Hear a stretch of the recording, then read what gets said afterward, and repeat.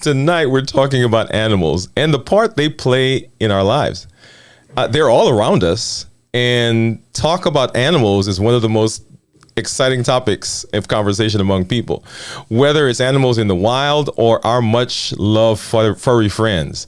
Animals continue to capture our hearts and imaginations. Even social media has become a platform for animals to win over our hearts, right?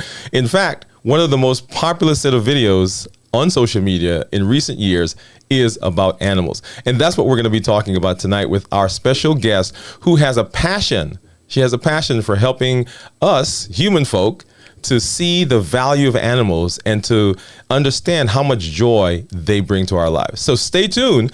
We're going to get started here in just a minute.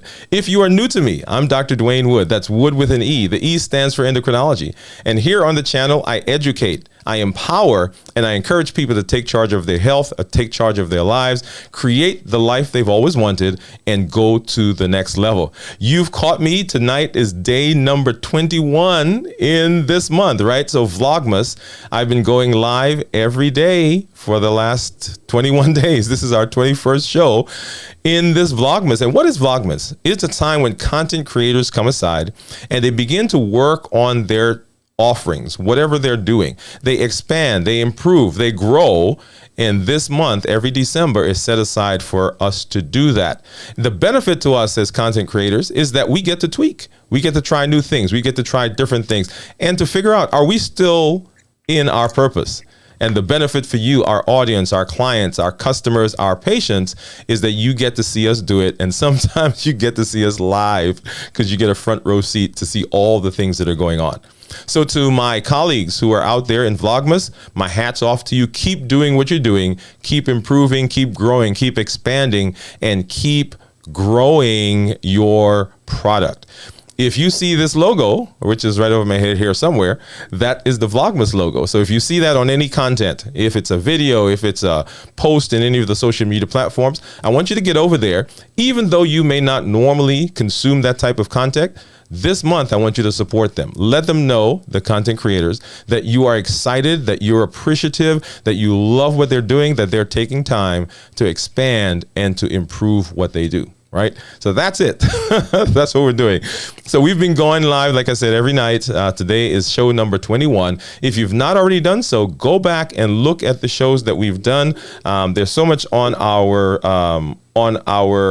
YouTube channel. I'm going to pull that up here for you really quickly so you could see where we have been. All right. So you should see there, if you're on your phone, you'll see all the videos that we've done for the month, all the way back. Our very first, I believe, was Dr. Otieno, who talked about globalization and critical thinking. We've got doctors Malcolm and Nicole Taylor. We had Lala, who came in to talk to us about making a vision board. We had Tatiana Teaches, who talks about communication, and Neil, who talked about fitness, and so on and on and on. And I can keep going, right? Because we've had a wonderful slew of people who have come through. So please make sure you get over there and look at those playlists because they are amazing, if I do say so myself.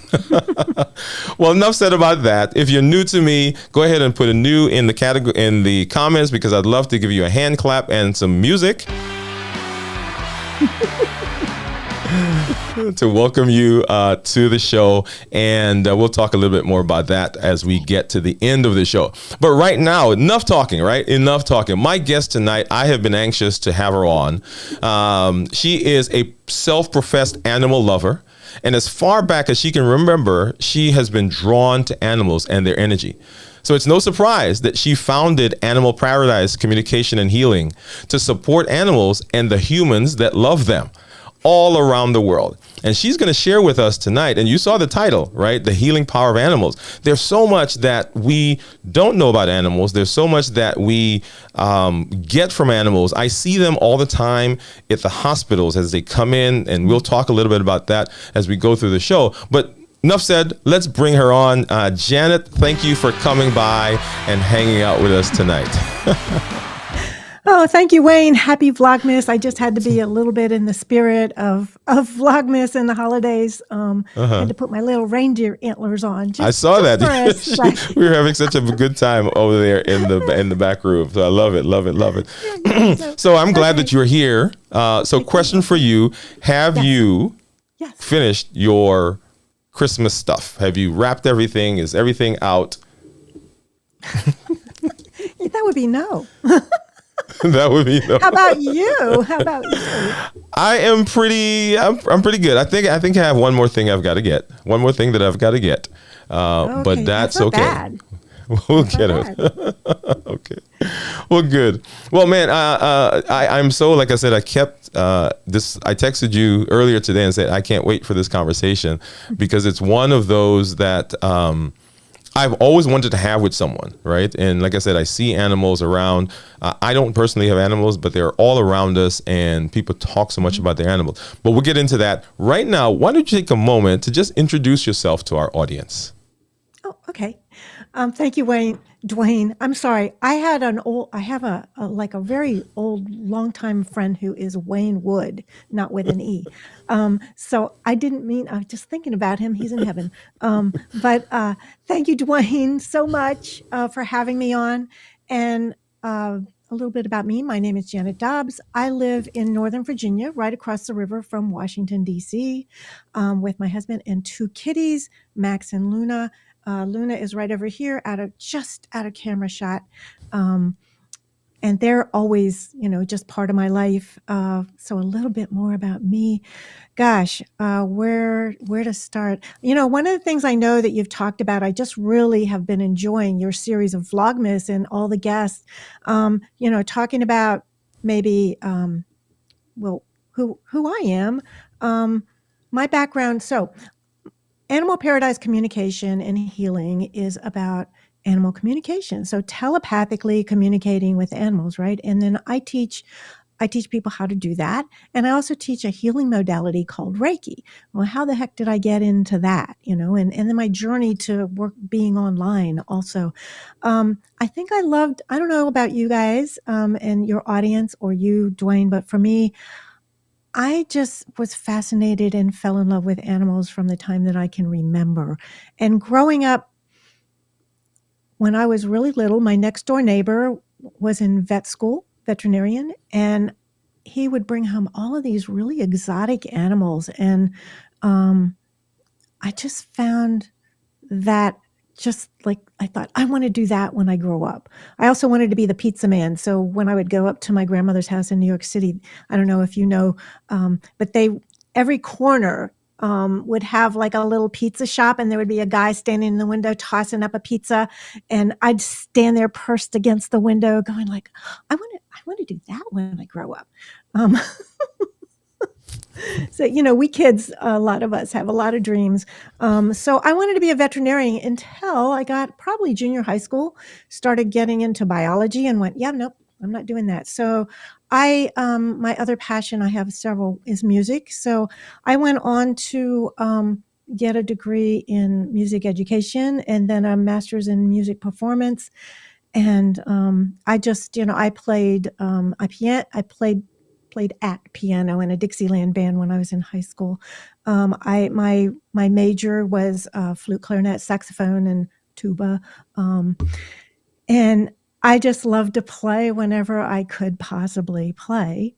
And as I was in grad school, a friend of mine was a broadcasting major, and I was like, you can get a degree in that. And they wanted me to come and help them with a project. And I kind of got starstruck. I walked into this very old TV studio. It was black and white, right? Black and white cameras with these different size lenses, and you had to, no zooming in and out. You had to manually, but I thought it was the coolest thing. I'm like, you can get a degree in this. And I found out it would be 2 semesters. And I'm like, oh, this would be fun while I'm waiting for a teaching job, which I didn't get. And 30 years later, I ended up working in broadcast television as an engineer. And it was just, I never planned that though. That wasn't like something I wanted to do. Like when I grow up, I want to be this. And I know that some of your other guests and you have talked about kind of how we can reinvent ourselves along the way. So I've reinvented myself probably 3 times in big ways. And as I was working, I worked in broadcast television as an engineer behind the scenes. Never, ever, never would I do this. You know what we're doing, being in front of the camera. I made people look and sound good. You know, that was like my great joy. And I was also a video editor, but working in the studio or working as an editor, I admired and just thought, like, God, you guys are so brave to be in front of a camera. I would never, ever, ever do that. So Wow. But and we'll talk about that a minute ago, or in a minute. You've come full circle. In a way, maybe. Because here you are. You're in the space. Right? So okay, so you wanted to do this as a young person. Tell us a little bit about going to school, going to college, and then eventually getting into the space in broadcast. What was that journey like? Oh, yeah, that was so back in the day. So I'm a baby boom generation, and women, they would, a lot of, the adults would say that we females were going to college to find a husband. No.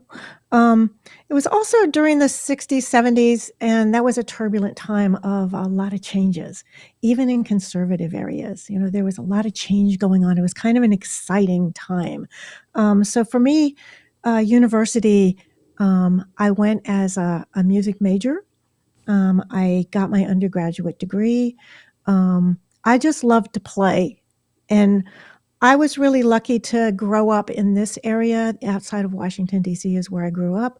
I didn't realize I got a really, really good music education. And my dream was to eventually either play in a symphony orchestra of any kind. I didn't care. I just wanted to play. Or I wanted to play in two other things. I wanted to play in a Broadway musical orchestra, or I wanted to be a studio musician. And to do that, you needed to be able to play as a reed instrument person, you needed to be able to play a lot of instruments. So I did, and I loved learning to play different instruments. And when it was time for graduation, it was expected for me to get a teaching job, which I didn't want to do, but I applied and I waited. And so I went to grad school while I was waiting to get a job. And I went to graduate school for performance, which I was so happy doing that.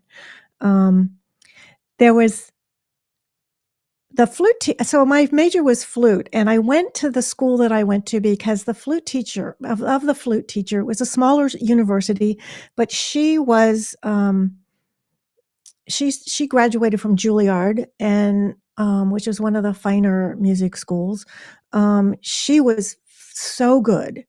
And we had this plan. She was going to have me learn a different instrument each year and then have me ready to go, audition in New York or wherever it was, to get those playing jobs. She left after my freshman year. The teacher that came in to teach the flute students wasn't my cup of tea. So I wasn't really happy. But I stayed there. I graduated there. And then just as I was leaving, I graduated, but I was starting in graduate school. This man who had his doctorate in music from Canada came to my school to take over as the flute teacher. And his doctorate was in electronic music. Now, this was 1974. Electronic music was like a new thing, like Moog synthesizers. A lot of you don't even know what that is. It would take up a whole room. I mean, electronic music was just the coolest thing. And I just loved this teacher, and we had a blast playing together and doing concerts together. And so, yeah, I played with the percussion ensemble. When I was playing, my biggest honor was, and this might sound funny to some of you guys, but there was a musical just a month before graduation, and It was mostly violins, and then they had some brass, and then they used the reed section from our stage band, and there were only guys allowed in that band. The only female in that band was my roommate, who was first chair trumpet. She was amazing. But I got invited. They were desperate because this guy who played lead tenor saxophone, second clarinet, flute, and piccolo took a paying job, and they didn't have anybody to fill his seat. And I'm like, oh, send me, coach. I really didn't play tenor saxophone, but I learned really fast. And where I'm going with this is, now a lot of you females would go like, oh, I couldn't, how can anybody talk to you like that? But the guys, after everything was over, said, you play like a guy. And I was like, I play like me. I think that's a compliment. But anyhow, I think it was a compliment. But, different times, right? Different times. I just loved to play, though. I just loved to play whenever I could. And then from there, as I was working on my master's, this is Luna. Oh, I saw a tail go by. I had a friend that was getting a degree in broadcasting. They had a journalism school and a broadcasting school at that point in time. And I just went to help with a project. And also he had he was on radio. And I thought that was the coolest thing. And so I ended up taking a film class. I really liked it. So I was an in-state student. I could, the in-state tuition was like almost nothing. So I was able to, my parents were like, nope, after, you graduated, anything else you wanted to do as far as education, you're on your own. But yeah, I was kind of starstruck when I saw all the lights and the switcher. And I mean, really, this is old equipment. But I thought it was the coolest thing. And I just wanted to see how far I could go with it. I started working at the campus radio station.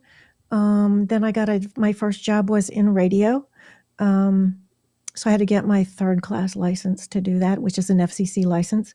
And then I got hired in television, but I was working as a secretary. They said, you have to work as a secretary in this position for 6 months, and then we'll let you into production. And I'm like, but I kind of messed up a lot of stuff that was really important. It was like the money, like the commercials. I typed the wrong numbers on the log. So they quickly put me into production. So I got to, run camera and audio. But that was how I kind of got started into broadcast television.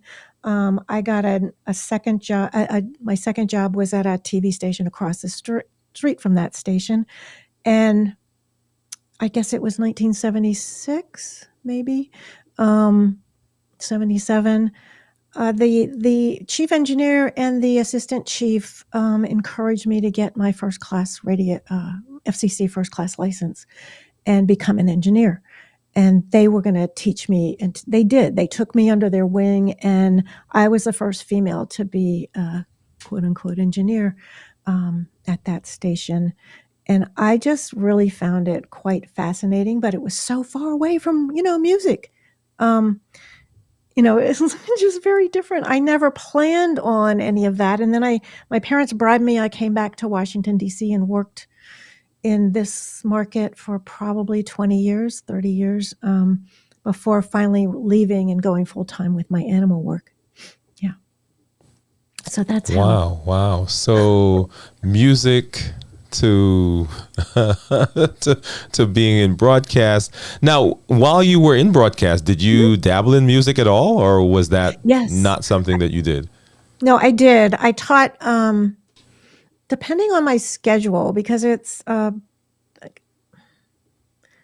hours were pretty long. They were weekends, they were nights, they were, and then as cable news and cable network kinds of television started coming into play, probably in the late 80s, early 90s, they started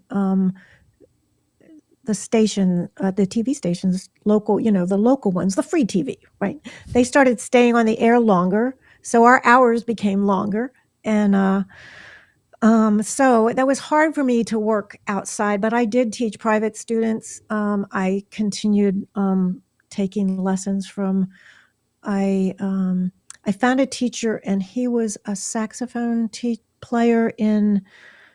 Oh, I'm going to say the wrong thing. I'm so sorry.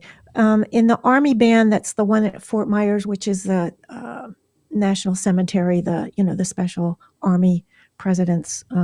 Anyhow, he was fantastic, but he also played flute and clarinet, and he played really well. Usually, reed players, clarinet, and saxophone players can't play flute well.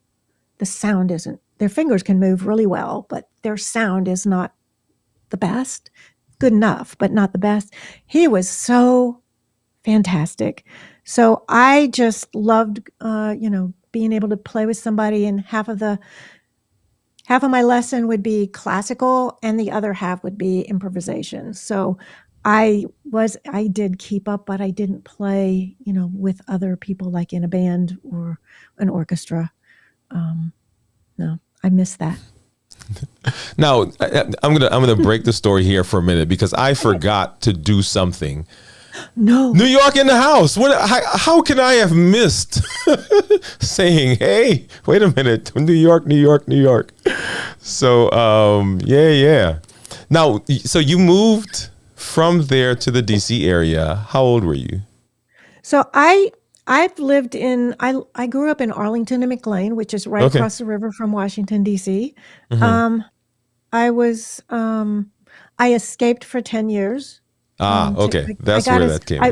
I wanted to go to Hawaii. I wanted to go to school in Hawaii. Hmm. Um, and that didn't happen. I've never been that far west ever. Hmm. I got as far west as Kentucky. I went to school there. I fell in love with Central Kentucky, and that's where Hmm. I worked at 3 different television stations there and 1 radio station before moving back here. So, and Okay. I've lived And here when were since. you? Mhm. Tell us the Juilliard. So you My had, teacher. yeah, your teacher was from Juilliard. One of my teachers, the teacher that got me to Kentucky Okay. and got me a scholarship. I went because of her, Okay. not because Okay. of anything else there. Right. She was just totally amazing. I ended up staying. Hmm. She didn't. She kind of, I don't know. Anyhow, Yeah. she was so talented, and a Good. good. You can be talented but not a good teacher, Hmm. which is kind of what happened with the person that that came in and took that woman's place. Right. It wasn't a good match for me. But then the Hmm. gentleman that came in, Dr. Bromley was his name. Oh my gosh, he was such a my first example of a great teacher. And to me, a Hmm. great teacher is someone who can teach somebody who's a beginner or someone who is like the protege. And he Mm. doesn't talk down to anybody. He can teach on their level and make them better. Right. That to Right. me is a great teacher. And I've had a few of them in my life, not many. Okay. But All right. yeah, So thinking back through this story now, so music to yeah. getting into broadcast, and where you are now, looking back, what do you think are Mm, some skills that you learned in wow. the process that are helping you now? We'll talk about what you're doing now, but Yeah, yeah. what are some things that you think you picked up on the way? Um, for me, until I went into the broadcasting field, I never thought about, technical things. Maybe I did because I forgot about this.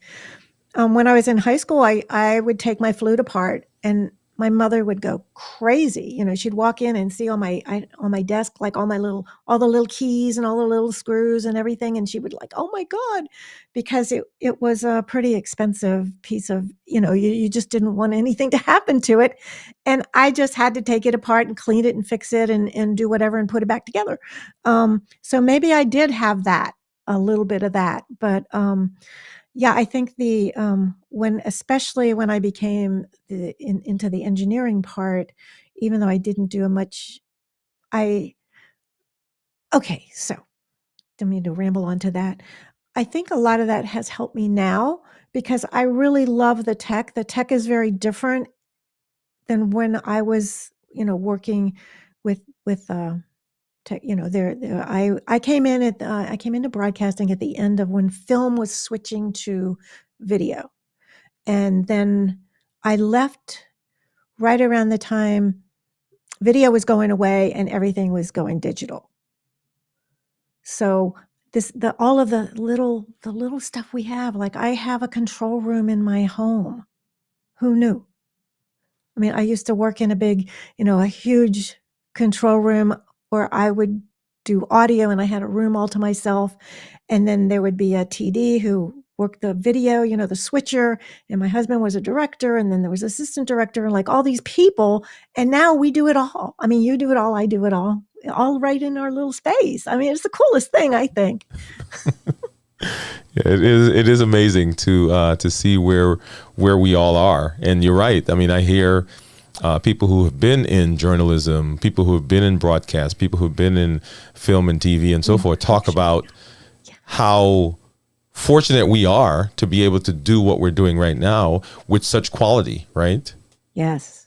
Because it's amazing. You're right. You've over there, and I've seen some of your setup. So yay for you.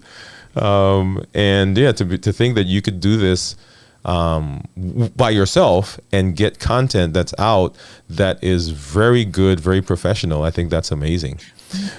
So talk to us a little bit. So we're talking about animals, right? So all that you're talking about right now, we're talking about music, we're talking about broadcast. Where are the animals? Where did those guys come in? I always loved animals. I grew up with a dog. I always wanted a horse. That didn't work out for the best, probably. So how I got into what I'm doing now is someone suggested that I take a little workshop at somebody's house close by that was teaching animal communication. And I'm like, what? And so this was back in the 1990s. And this wasn't like as well as accepted as it is now. And I was like, wow, people can do that? So out of curiosity, I didn't know if it was real, if it wasn't real, but out of curiosity and also the enthusiasm of this friend of mine that had just taken the workshop, I signed up and I went there with great skepticism. Anybody that I worked with a bunch of skeptics in local and network news, the on-air people, you have to be kind of skeptic and cynical, always looking for, the how and the why. So I showed up and it was like a room full of probably 15, 20, 25 people. That's really surprised me. But there was a guy from the Washington Post. He has a little recorder and I'm like, okay, I'm going to pay attention. Why is he here? The thing that blew me away, it was a 2-day course. The thing that really blew me away, first of all, the teacher was amazing. She still is. Everybody that took this class received validated information from an animal. So what we ended up doing at the end of the second day is we would pair up in pairs of 2, exchange pictures. Like I would pretend I was working with you. I would give you a picture of probably my kitty, and you would give me a picture of whoever your animal was. And through the guidance of the teacher, we would have a little ask the animal questions and receive information back. And what just blew me away is every single one of us got validated information that we couldn't have possibly known. And I was just like, this is crazy. This is really wild. So I ended up taking another class from another teacher. And again, the same kind of thing happened. This time it was at a veterinarian who was an equine veterinarian. And she hosted this person, an amazing teacher.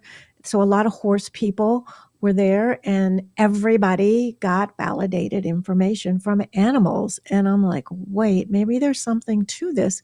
So I kept taking classes. I took an advanced class and then I took a class to learn how to to do it professionally. And then one thing led to another. I started practicing. I practiced with probably at least 100 people for free and their animals. And then I started doing it professionally while I was working, supporting myself in broadcasting.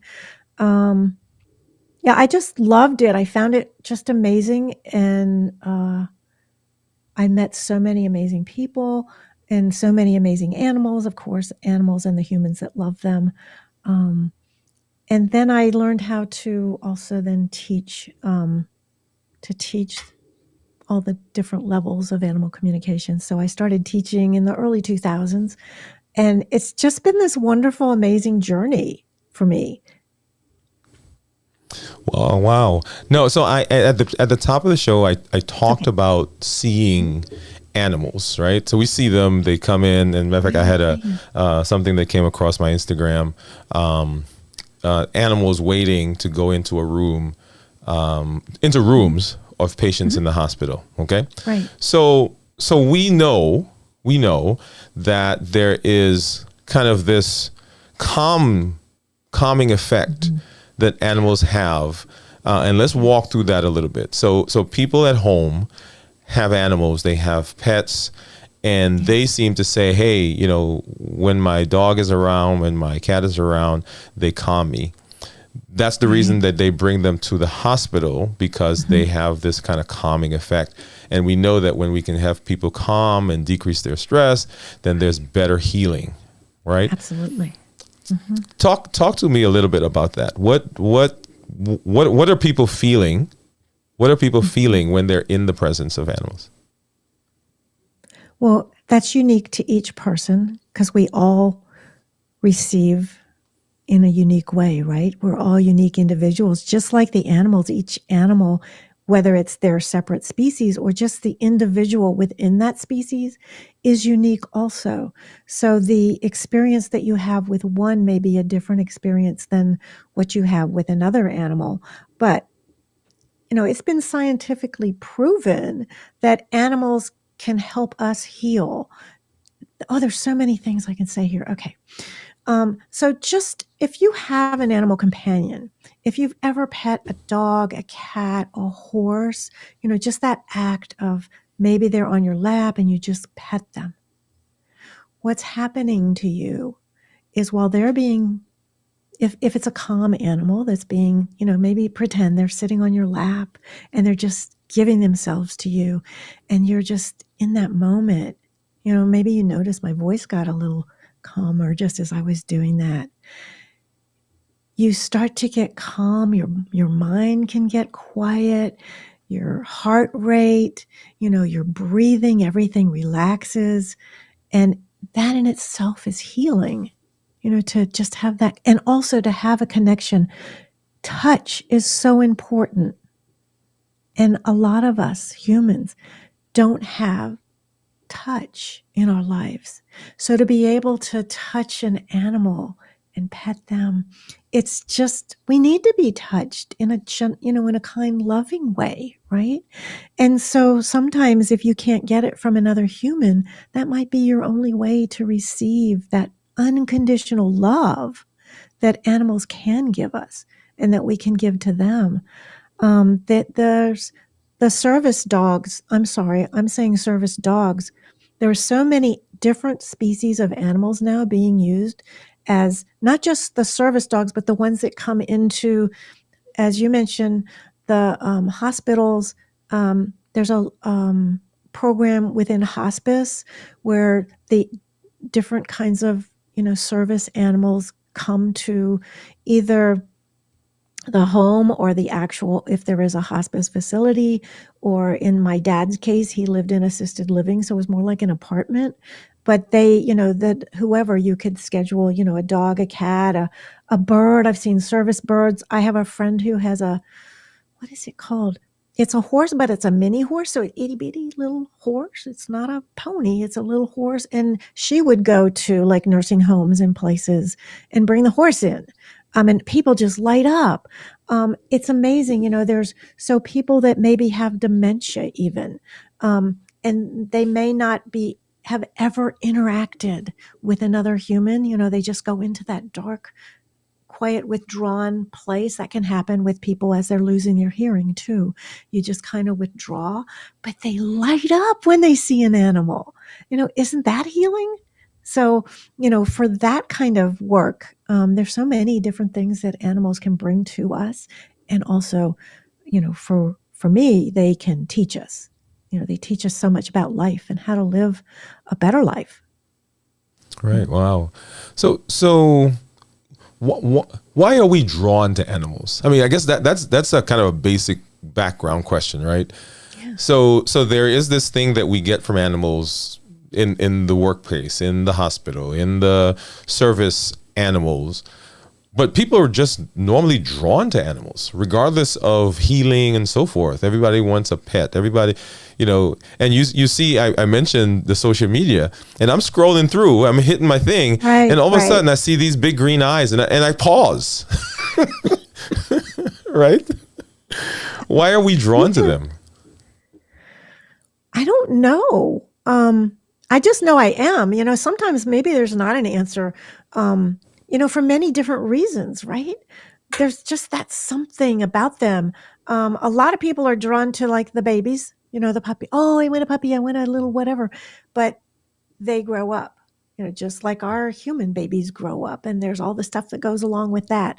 But we're drawn to them for different reasons. And the ones that come to us usually, like that live with us, if we're lucky enough to have one to live with us, or we live with them, they're often there with us in our lives for a special reason. A lot of people believe there's a soul connection and a purpose that they serve in our life and that we serve in their life. So it's kind of like we come together and kind of go down that path of life together. And it makes life so much better. And of course, there's people that have fears of animals for good reasons. And so, respecting that, that makes me sad, but there can be trauma that happens because people forget, dogs and cats, especially cats, are still wild pretty much. They came from, like the dogs, the canines came from probably the wolves or however, you want to go back. And then the cats came from the wild ones. They're still wild. There's that wildness in them. And that could be something that attracts people. And, like the horses, and people have birds for pets. And I don't understand people have snakes. I never was brought up with a snake. So I have a really bad fear of snakes. I wish I didn't, because I have had a lot of snake clients and I have had conversations with them and they're so brilliant. But yeah, so I mean, I feel like there's an animal for everybody, a special that you can have a special connection with. And for those of you that don't have animal companions, there's the wild ones. You can always connect with them. There's birds or squirrels. Some people even have, connections with the insects. I have a special connection with deer. They come to our backyard. We've lived here probably, way over 30 years. And this has been their home. And they just keep coming through and they like to eat the bird seed. But some of them will literally run up to me when they see me. I don't let them get too close. And I never touch them, although I'd love to, but I don't. But it just makes my heart smile, when a little baby comes running up to me. Hi, how you doing? And squirrels and birds and other animals can do that if you can just be in that really lovely, quiet space that they connect with. Yeah. So are there and you said there's an animal for everyone. So are there some animals that you recommend that people not have as pets or companions, or is it basically whichever animal you connect with is fine? I think that's an individual thing, but I personally don't believe that people should have like the big wild animals that, the lions, the tigers. There's people that try to make pets out of them. They're supposed to be wild. And there's Yeah, there's certain beings that shouldn't be locked up. They need to be wild and free. Um, and it's another thing if they make their choice to come and be with you, a wild one. I know people that have rehabilitated and raised like squirrels and raccoons and I mean, you name it, but they raise them so they can be released. They just saved them. Like maybe a squirrel fell out of a nest and um, they release them, but they always come back and say hi, but they have their wild life. They still have their natural life. I think that it depends on the individual. Some people, do better with large animals. Some people do better with small animals. My husband, long before I met him, somebody gave him a pig, like a real pink pig that grows up to be as big as the room. And he ended up finding a home for her on a farm. Her name was Miss Piggy, and that's original, right? And the story that I've been told is he made the farmer promise not to make bacon out of her.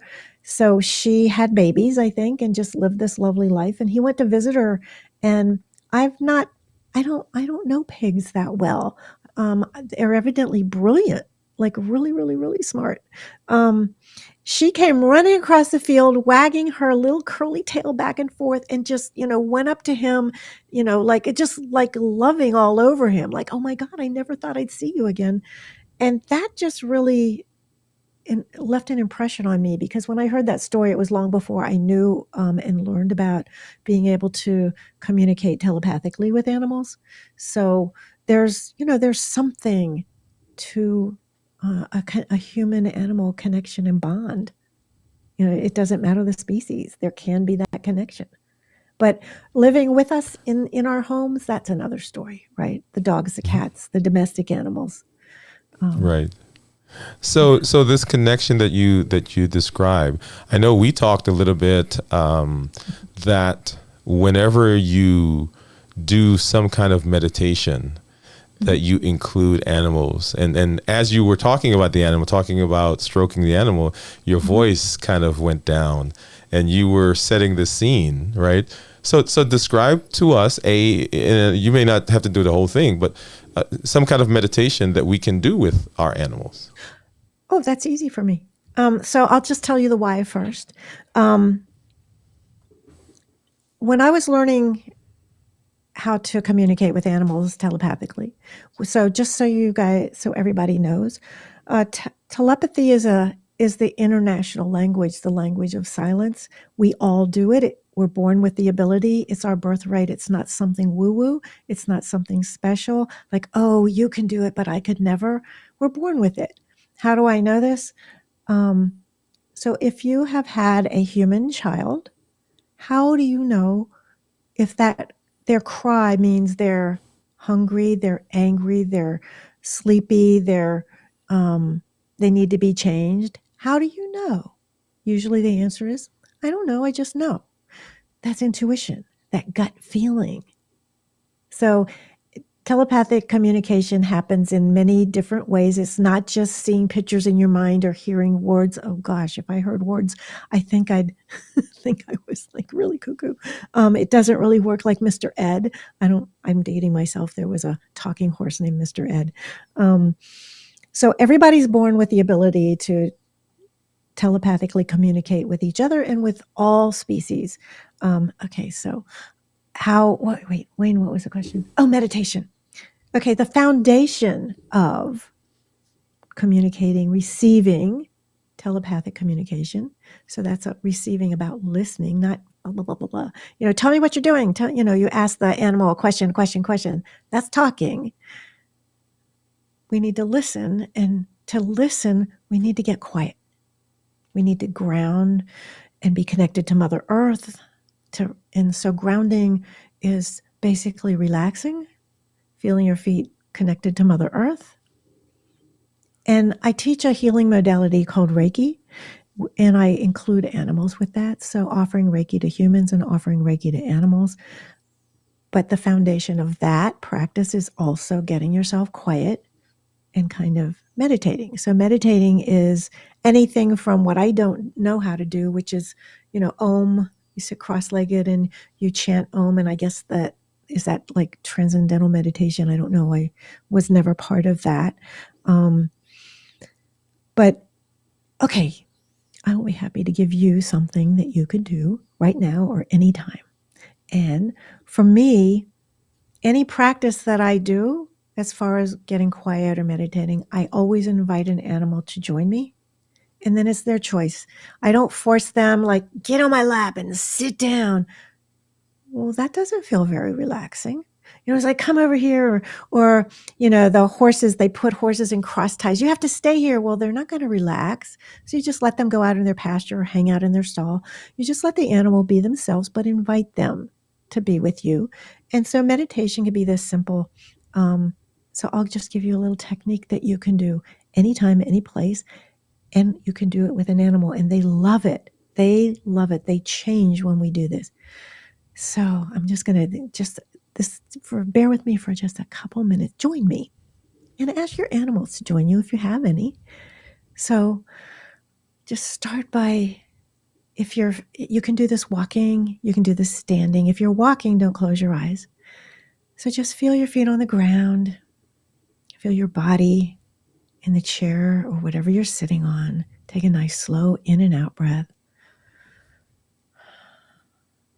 And as you just take a few in and out breaths at your own pace, you can close your eyes if you want to. And just set your intention. You're going to receive whatever you might need in the moment. So breathe in and breathe out. And as you're breathing in and out, give your mind permission to just take a little vacation, to turn it off and let go of all the thoughts of yesterday, today, and tomorrow. Just be in this moment, because your to-do list and everything else you have to do is still going to be there. Just breathe in, breathing out. And as you breathe out, feel any tension that you might be holding your body. Just flow out with your breath. And then breathe in again and breathe out. And bring your focus all the way down to your feet. Feel your feet on the ground. Feel your connection with Mother Earth through your feet on the ground. Feel Mother Earth just gently caressing your feet. She loves you unconditionally. Just breathing in, breathing out. With each breath you take, just feel your body letting go of stress, tension, aches, and pains. And feel your connection through your heart center as you breathe in and out with your animal companion, or an animal maybe that you've known from the past, or a wild one. So just breathe in, breathe out, and just feel them in your heart. Feel them connected with you right now in this moment, wherever they are, and feel your connection through your heart center with them. So just breathe in one more time and breathe out. And then you can just stay in this space that you've created where healing can take place, to be with your animals, to be with yourself.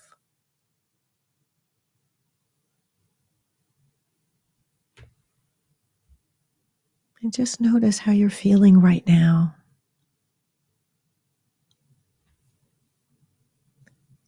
So thank your animals, if anybody came to mind, for being with you in this moment. And you can return here anytime you want to.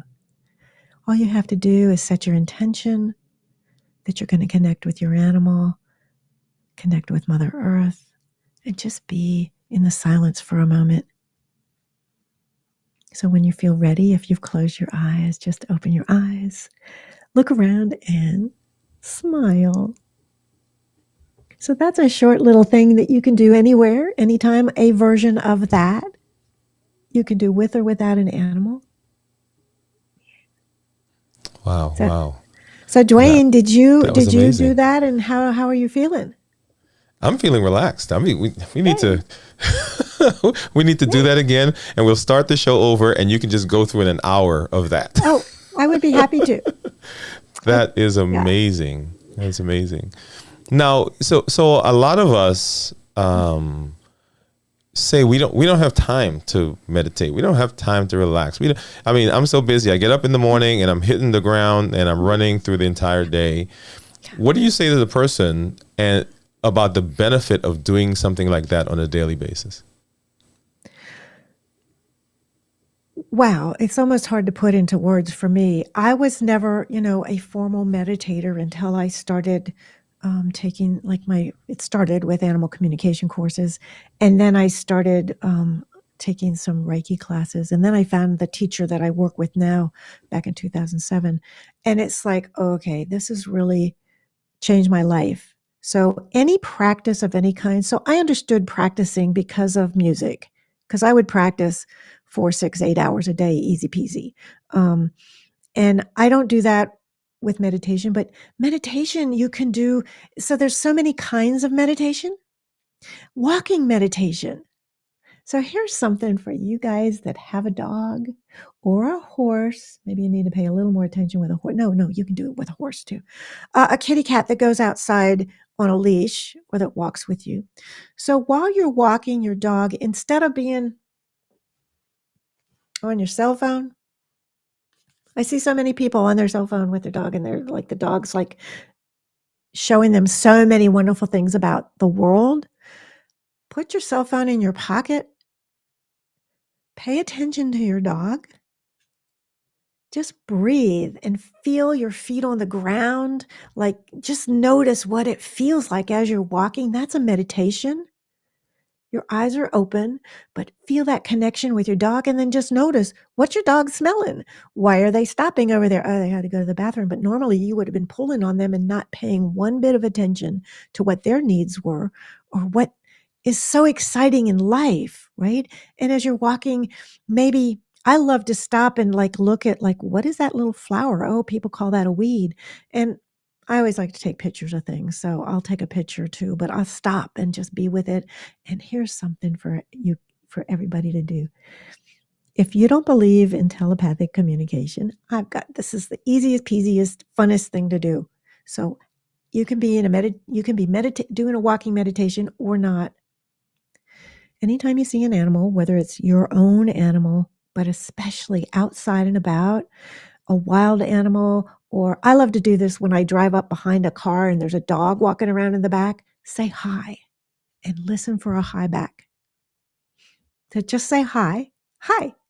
Yeah, it's really me back here. And they're like, oh, wait, I'm so busy. Wait. Huh? Yep, I really said hi. And they're like, oh, okay. Yep, hi. And then they're so busy.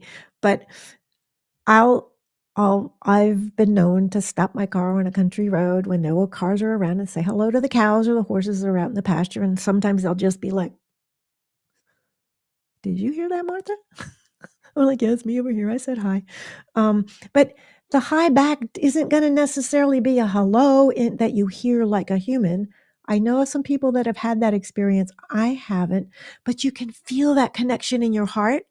That little connection. You know how you smile at somebody, you don't have to say hi, but you feel that connection? You got that silent hi. Do it with animals. It's so fun. It's like the funnest thing. Okay, so maybe that's not meditation, but it's something else you can do. As far as how do you meditate and keep it up? Because that was your original question, Dwayne. And I'm sorry, I just went off with the hello thing. So as far as meditating, you can take 1 minute. Do you have 1 minute? It's like, it doesn't matter where you are. 1 minute, 30 seconds. And just do this. Just breathe in really slow and feel your belly rise. Like, just let go. Don't hold your stomach in. Just take a nice slow in breath and then breathe out.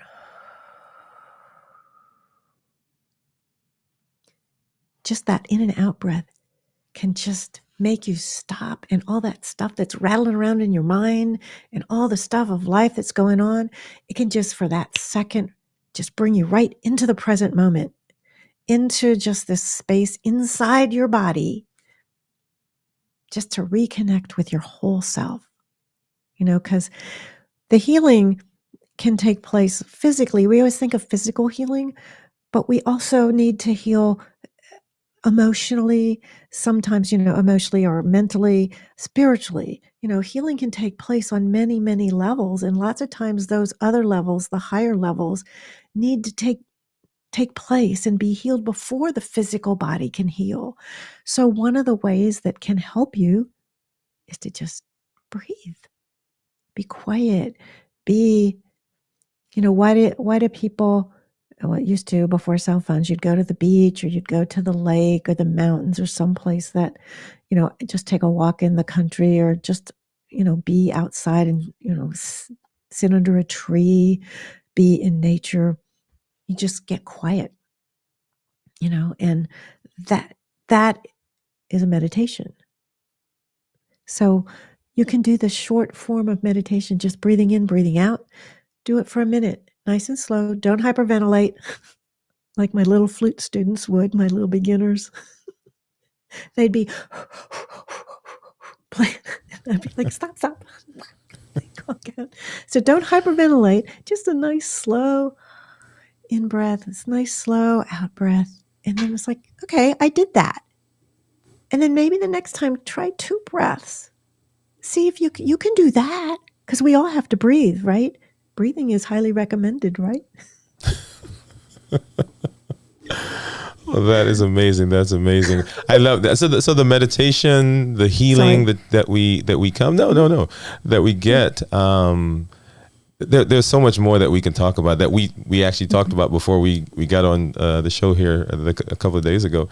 But I hope that you will allow us to bring you back, because there are some other things that I would love to talk to you about. Why don't you take a moment right now and tell folks, if they're interested in connecting with you, getting more information, seeing some of the things that you're doing right now, how can they reach out to you? Oh, thanks so much. So if you want to get, I would love to be in touch with you. So, feel free to write a comment in the comments here. So you can get in touch with me with my website is animalparadisecommunication.com. My YouTube channel, I think it's Animal Paradise Communication, maybe Communication and Healing. I forget, but I have a YouTube channel, Animal Paradise Communication and Healing. I'm also on Facebook. I have a private Facebook group that you are welcome to join if you have an animal. It's called the Animal Lovers Cafe. It's just, all you have to do is love animals to be a member. And you can. I go live every Friday at noontime from the Animal Lovers Cafe. If you go to my website, animalparadisecommunication.com, you can contact me there. That's probably the easiest way. My contact information is all right there. Yeah. Awesome. Well, once again, thank you so much for being here. Like I said, I've been looking forward to this conversation, to hear so much from you. And we will definitely want to get you back to see us. Well, thank you so much for having me. And I just want to thank you for all that you do and all that you bring to all of us, not just as, Dr. Wood, but, just Vlogmas and just everything. I so enjoy everything you're doing. So thank you so much. Thank you. So why don't you just hang out for a minute and I'll close out, and then I'll be back and we will talk after all the end credits and all that stuff go by. Well, guys, thank you. Thank you for being with us. Vlogmas, right? We're in the middle of Vlogmas. Let's hop over right now and let's do our amazing question wheel, and let's see what question we're going to answer tonight.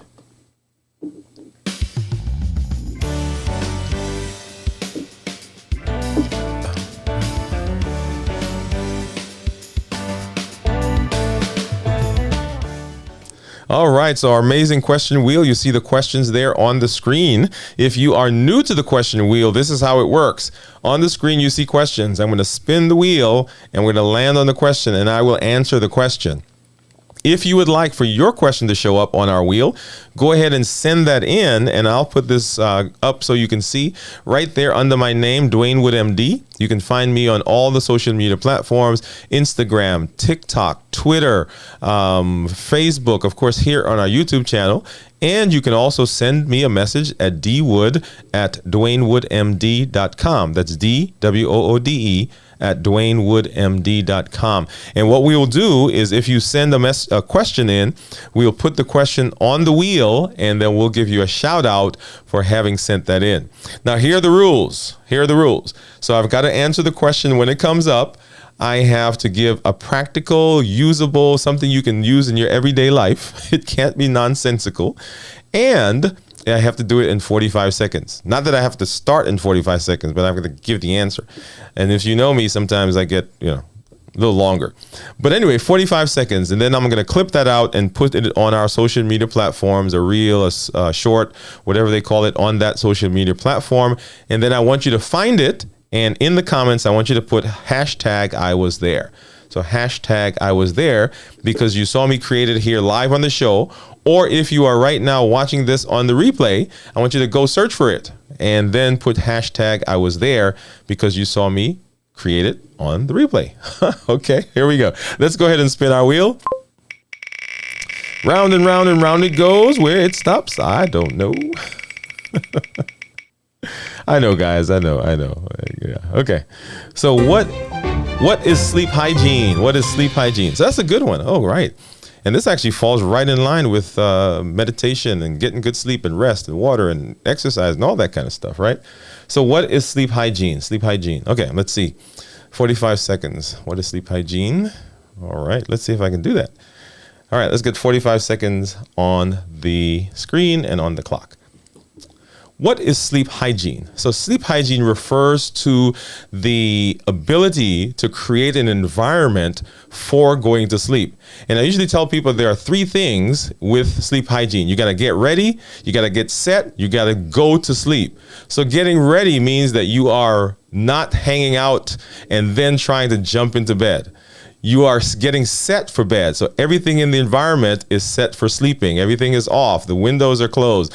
The TV is off. And then you go to sleep. You don't get in bed with the idea of doing something to fall asleep. Ready, set, and go. I think I did. I think I got it. All right. All right. Ready, set, and go. So once again, I want you to go ahead and find that on the social media platforms once we put it out. And it should show up sometime after midnight, right? So actually after 1 o'clock, since we got to get it edited and so forth, right? So go ahead and do that and then put hashtag I was there. The other thing I'd like you to do is, if you have not already done so, go ahead and subscribe to our channel. If you don't have an account on YouTube, you need to create a free one and then hit the subscribe button and the notification bell so that you'll get content when we put it up. We would love to connect with you, so drop us a line. If you see us on any of the social media places, go ahead and just DM us and say, hey, hi, Dr. Wood, how you doing? If you see this logo on any of the videos that's out there, on any of the social media platforms, that means that that content creator is going through Vlogmas and they are expanding, they're growing, they're improving, so that we can have better offerings for you, our clients, our customers, our patients, and those people who are consuming our content. Oh, it looks like we have a guest with us, Laura Allen. Let's see if I can pop that up quickly. Laura says, I love what you were saying about paying attention to your dog when we're walking. My cuckoo passed away this June. She was my baby girl. Walking is a special time where you can grow your bond. And Laura, thank you for putting that in. And we are so with you in thought and in our hearts over the loss of your companion, your pet. She said, can you please tell me how I can join your Facebook group? And okay, there you go. And let's pop that up. And Janet puts it, I'm so sorry about your cuckoo, Laura. Sweet baby. Yes, walking is a special and she is very much in your heart always. And Janet, if you would just go ahead right now while I go through this, pop that into the chat so that Laura can find out how to get to you on the Facebook group. And once again, Laura, our hearts go out to you for your loss. And folks, I am excited for all that we've been doing on the channel this month. The amazing people that we've had that have come through, that have shared their talent, their time with us. Go back if you have not done so, and let me pop that up on the screen really quickly so that you can see. This is, I'm on my phone right now, and you can see all the things that we've had. Last night we had Dr. Obidi. Before that we had James Riley. And of course now we had Miss Janet Dobbs. Thank you for coming through, Janet. We had India Delgado. We've had Kirk Nugent, Dr. Ruby Lathan. We had Dr. Raynon Andrews, Steve Worthy, and on and on and on. An amazing month so far. So please make sure that you go back and that you look at and watch those videos. Give us a thumbs up if you've not already done so. Okay, thank you. And come on back, because we are not through yet. We are on day 21, and I'm looking forward to having great conversations with some more amazing guests. And then there are some nights that we're going to be doing some teaching. So you want to come back and you get to see me do some teaching on some very interesting and important topics as we work to develop and grow ourselves. So this is Dr. Dwayne Wood. That's Wood with an E. The E stands for endocrinology. Here on the channel, I educate, I empower, and I encourage you to take charge of your health and your life, avoid complications, create the life you've always wanted, and go to the next level. We'll see you tomorrow night at the next video. Good night, everyone.